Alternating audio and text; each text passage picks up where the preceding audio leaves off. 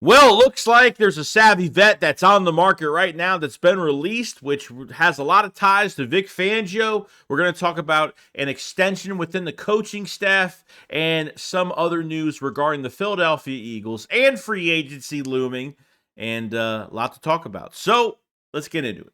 We better turn around. Because I've seen enough horror movies to know any weirdo wearing a mask is never friendly.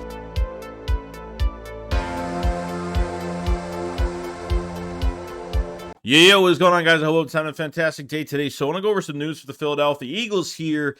And we're going to start with a specific veteran safety that has been released and has a lot of ties to Vic Fangio, and that is Eddie Jackson. Some Chicago Bears fans, I guess, were not as much surprised because Eddie Jackson is 30 years old. And unfortunately, since Vic Fangio was the defensive coordinator in Chicago for a couple years, where Eddie Jackson became an all-pro within his second year under Vic Fangio's system, and unfortunately just hasn't really been that height of a player since then.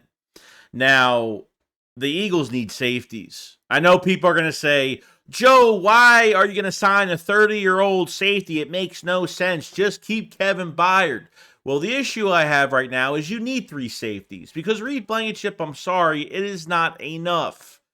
Okay, Kevin Byard is a cap casualty right now. You save $14 million. With this HaasonReddick stuff looming right now, where they could save like $11 to $16 million in cap space, Kevin Byard is pretty much the other cap casualty that we have right now that we could really just cut him post June and free up a lot of money. And like I said, Sidney Brown is out till mid-October. You have no safeties. You have nobody. But why not bring in a guy, look, guys, like, we're going to get younger. That's perfectly fine. They could draft a safety. They could do whatever they want, okay? But they need to sign something. They need to go out and get someone. And if Eddie Jackson fits the mold to fit Vic Fangio's scheme, and he's been that successful. And like I said, this is going to be a one-year deal. This isn't going to be anything crazy. Don't expect some, maybe a little bit of money. We'll see what happens. They'll have to work on it if that's the case. But this could be a huge signing for the Eagles for at least a year. And you'll have Reed Blankenship. Sidney Brown will be back later, second month of the season in October, probably coming off the ACL.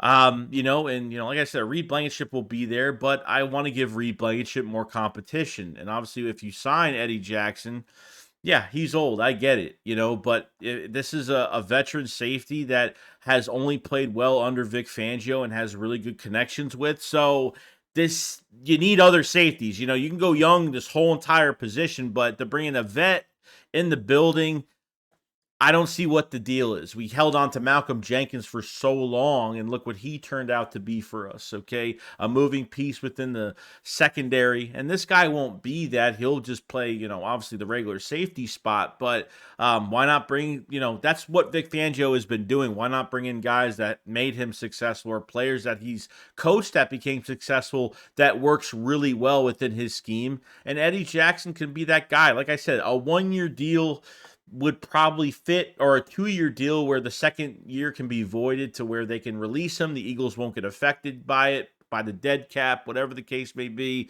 and just do it that way. But, I still feel like they need to draft a safety because I feel like they could draft somebody better than Reed Blankenship, and I'm not going to stoop down and say Reed is a starter. I think he's definitely on the active roster. I think he's a backup, no doubt, because at this point, I feel like they can upgrade here. And this one, I'm not saying this is an upgrade, but this is definitely some assurance that you're going to get a guy that knows what he's doing in this scheme. And that's all that matters. I'm tired of players not being set up for success, but to fail in a scheme that doesn't fit most of this roster. And Vic Fangio will have his hands all over this whole entire thing.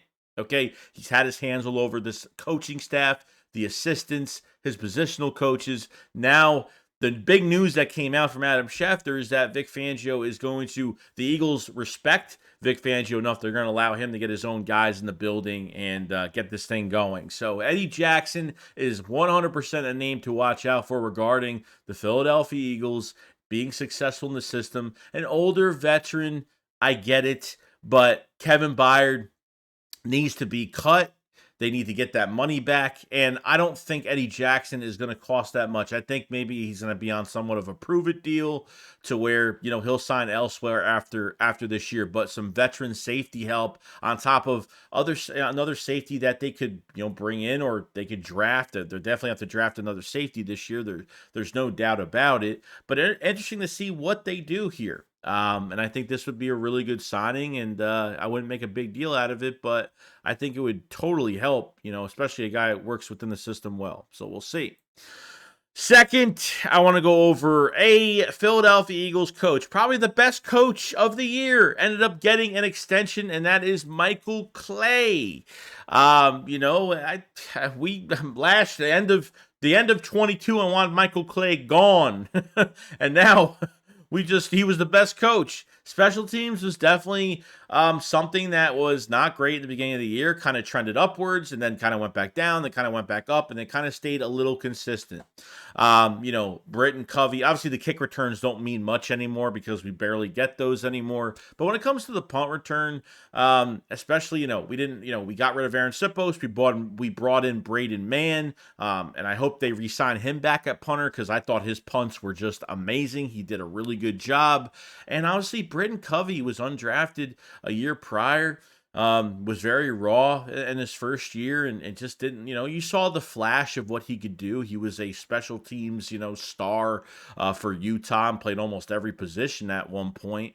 And I thought Michael Clay ended up doing a really good job. And Britton Covey, he hasn't got a punt return touchdown yet, but I feel like one is going to come really soon. And a third part of the game that's really important. And, if he wants to stay here for a few more years, then great. You know what I mean?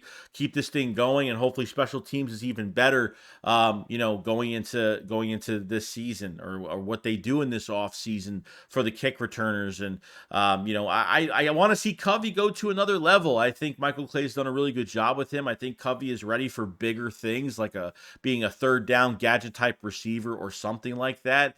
I still feel like they need more speed on kick returns. I feel like they just, even though we're not getting, with these rules now, you're not really getting many kick returns now. But when it comes to punt returns and obviously punt, they have lost a few special teamers, unfortunately, this past year.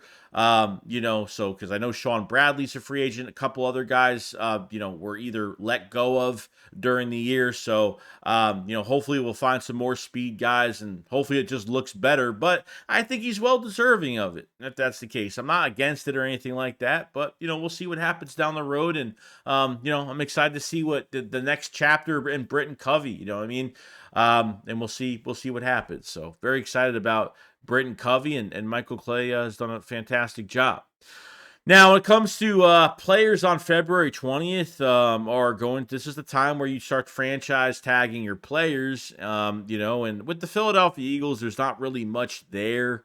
You're looking to pick up a fifth-year option with Devontae Smith, which will negotiate a bigger contract, a long-term contract, but there's really nobody else on the roster that I could think of that you're really going to tag, so the Eagles aren't really in this business right now. And obviously talking about other names that are out there that potentially could be tagged, which can affect the Eagles. And obviously the Eagles need edge rusher. We've talked about Brian Burns a million times.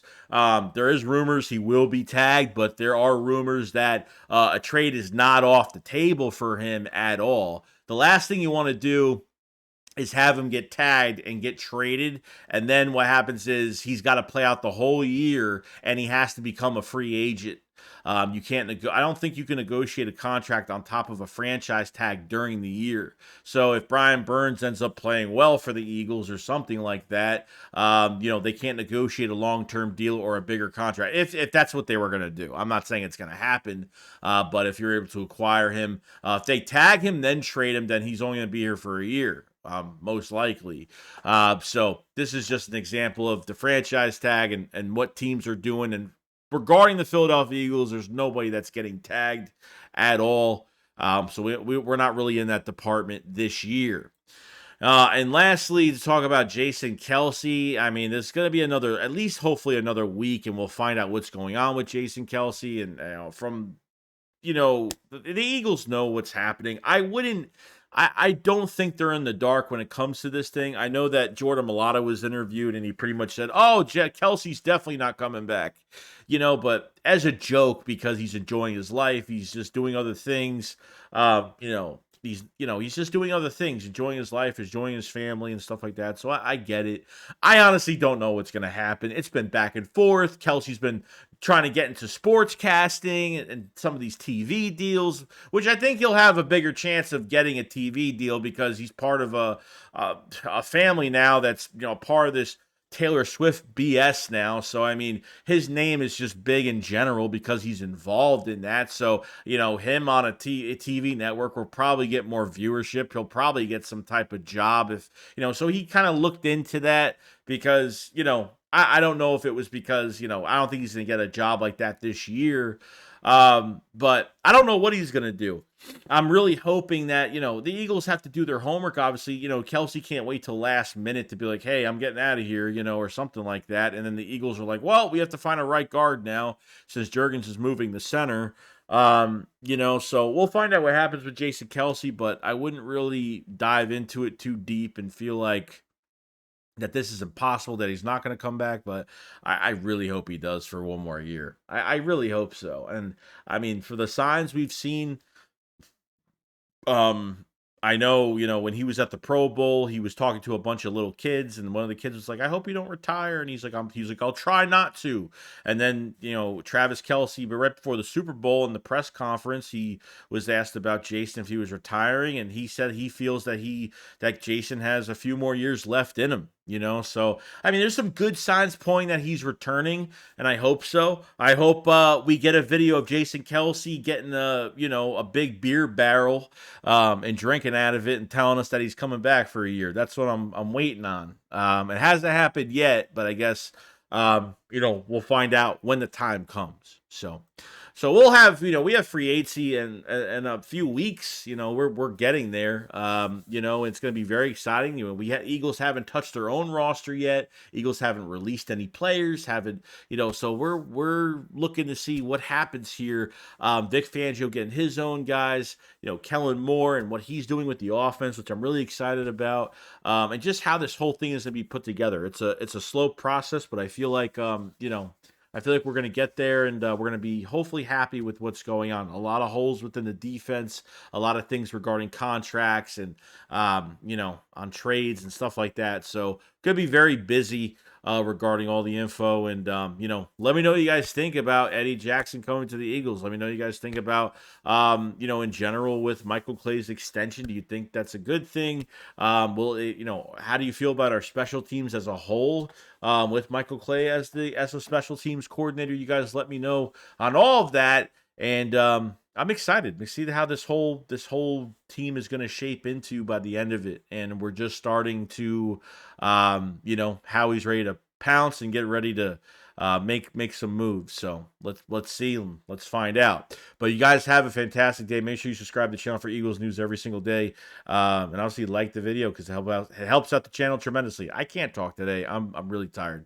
So I've been up early this morning. So it's been crazy. But you guys have a great day. I'll see you guys on the next one. Shakes it up, false line. Peace out, guys. Peace.